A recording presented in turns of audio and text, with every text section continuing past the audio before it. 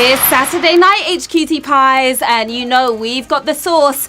No ketchup here, just sauce. So who's ready for game time? We just found out the UK gaming sales hit a record £5 billion last year, defying the spending squeeze. You lot love your fun and games. So what if the landlord's chasing you down for rent, as long as you've got your FIFA 18 or your HQ trivia to get you through? There's no paying up here. You are the ones getting paid in full if you have what it takes to win. I'm Sharon Carpenter, your Wonder Woman of Wonga, your cash can of toner. That's me. As a reminder, here's how we play. I'm going to ask you a series of questions ranging from easy to hard. You've got 10 seconds to tap the answer. If you get it right, you move on, answer all 12 correctly, and you're officially a legend in the game. Now, there's a $750 prize for whoever makes our leaderboard. That could buy you Star Wars Battlefront 2, Grand Theft Auto 5, and all the other bestsellers. Or you can pay off that rent you owe. Okay, you ready to play and get paid? Q1. The phrases lovely jubbly and Rodney you plonker are from which sitcom? The Office, Outnumbered, Only Fools and Horses. Lovely jubbly. Rodney you plonker. Where are those phrases from? Well, they did have an office, but it was just their living room, really. Three-wheeling and dealing straight out of Peckham is Only Fools and Horses, of course. And no fools in this game. 29,987 of you guys got that one right. Del Boy Trotter was played by David Jason, who also played Inspector Morse. Explains how Del got away with all those dodgy deals. Now, heads up, players, we are trying something new this week, or this coming week, starting Monday. Weekday games are at 2 p.m. and 7 p.m. And this Sunday's big game will be at a special Sunday roast time of 3 p.m. GMT for a whopping 7,000 USD. You definitely don't want to miss that, our biggest game yet. Q2. Which of these is not a type of apple? Bramley, Gala, Satsuma. Not a type of apple. Bramley, Gala, or Satsuma. You can connect your iPhone to any of these fruits, but only 2 of them will recognize it. Obviously, the orange one out here, it's Satsuma. And I love my sour Satsumas. And 29,169 of you HQ sweeties got that one correct. An apple a day may keep the doctor away, but a Satsuma contains almost 25 times more vitamin C. So take that, apples. Q3. Which of these was the best-selling British car of 1967? Corolla, Cortina, Cantona. The best-selling British car back in 1967. Named after an Italian ski resort, it slalomed its way into a lot of garages in 67. Ford's snowmobile is the Cortina, of course. The Cortina for the win. 20,070 of you are revving your engines to the next round. While it did have a fantastic motor, a power body, and flawless handling, you couldn't buy Eric Cantona in 67. He was only a year old. I just can't get away from it, can I? All right, Q4. In the title of his best-selling book, Dale Carnegie urged people to win friends and what else? Alienate people, lose enemies, influence people. Alienate people, lose enemies, or influence people. Dale Carnegie and his book. Now, it's one of the first self-help books, but were you swayed to choose it here? Leading the charm offensive is win friends and influence people. Yeah, 10,412 of you winning rounds and influencing people. Now, that Toby Young wrote a book called How to Lose Friends and Alienate People, something he seems to be rather good at, isn't he? Q5. Who played twins in David Fincher's The Social Network? Armie Hammer, Justin Timberlake, Andrew Garfield. Who played those twins in The Social Network? Do you remember? He was in the film, but we barely deserve 1 Timberlake, let alone 2. Socializing with himself is Armie Hammer, the Winklevoss twins. He played 4,822 of you guys got that one correct. Now, he played one twin while his face was digitally grafted onto an actor playing the second twin. So if they had won an Oscar, who would it have gone to? I wonder. All right, HQT, speaking of big winners, who is not a big winner with the Oscars? Which movie do you think deserved to win more in past years? How about Shawshank, the B movie? Who was robbed? Let me know. Was it La La Land last year? Who deserved more Oscars? Which movie? All right, moving on to Q6.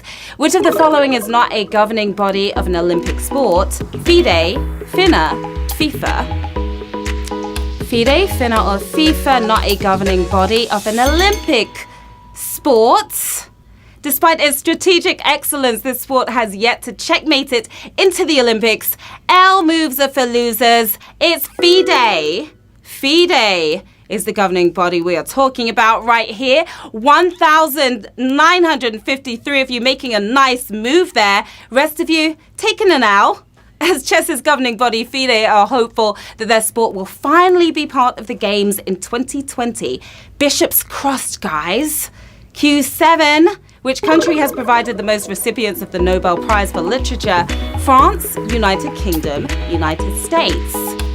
Most recipients of that Nobel Prize for Lit. Getting lit in the game right now. We are all in the double figures, but who has the fullest trophy cabinet, struggling to fit number 15 in, is France. France has us beat. Trebia to 590 of you, because that was a savage question right there. That was a truly savage question. The fewest number of you tapped on France. Now, French is the language of love, so us English speakers in the UK and the US can still feel pretty chuffed with our joint second place. All right, Q8. What was America's nuclear launch code at the height of the Cold War? That first number, that second number, or that third number? America's nuclear launch code. The height of the Cold War. What in the hell, America? The code that wouldn't even make it through a Pinterest password strength checker. It's a bunch of zeros. All those zeros, that was the code right there. 271 of you are heroes, not zeros. Now, it was chosen to make launching a nuclear strike as quick as possible. We're just lucky the current president can't count that high. Q9. Who sang the first line of the 1984 Band-Aid hit Do They Know It's Christmas? Boy George, Paul Young, Bono. Do they know it's Christmas? I know I can't sing, but who was it? Boy George, Paul Young, or Bono? Step outside during the last week and you'd struggle to believe it wasn't Christmas. Top of the charts and top of the lyric sheets.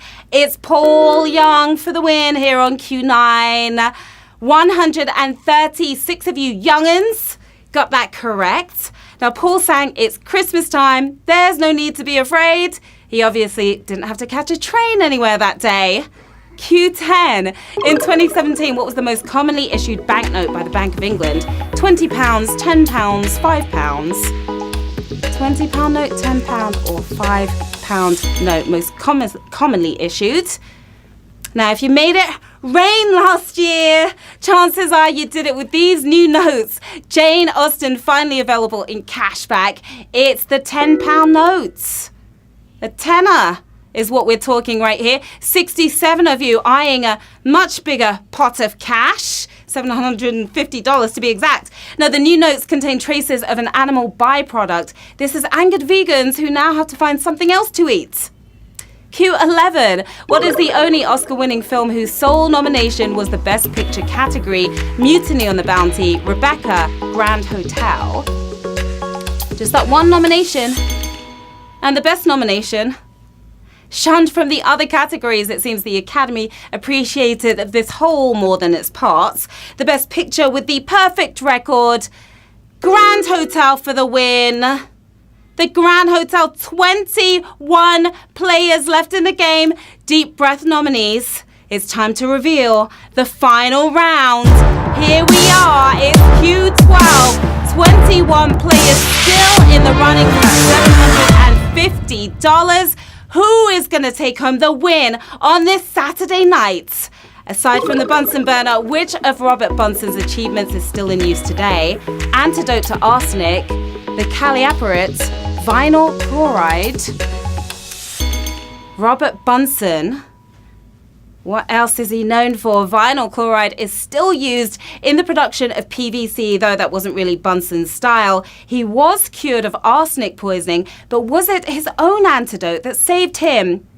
You bet it was. Antidote to arsenic for the win. Here on Q12, we have 11 winners, my lovelies.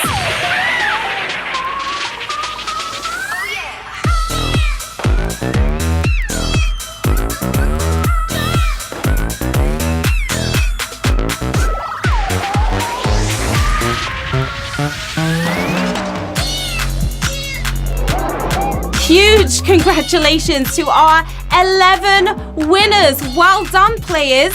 Each of you taking home $68.18. We've got Mike Rossi one. Looks like a stormtrooper. Man after my own heart right there. We've got Ant Crockett 1. Andrew B84. We've got Alan J8. What are you guys going to do with the cash tonight? You could buy an old Cortina probably with that cash.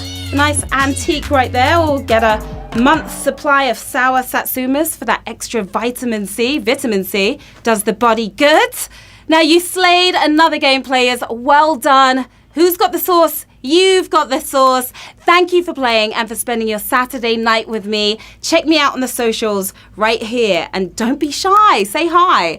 Now, tomorrow we have something special in store for you. Our new Sunday roast edition of HQ Trivia will be taking place at 3 p.m. GMT instead of 9. This way you'll have a chance to play with the fam or friends at lunch or brunch. And it's all the more delicious with a grand prize of $7,000. That's right, 7 G's, our biggest one yet. Can't wait to see you then, HQT Pies. Until then, have a great one. Mwah. Bye.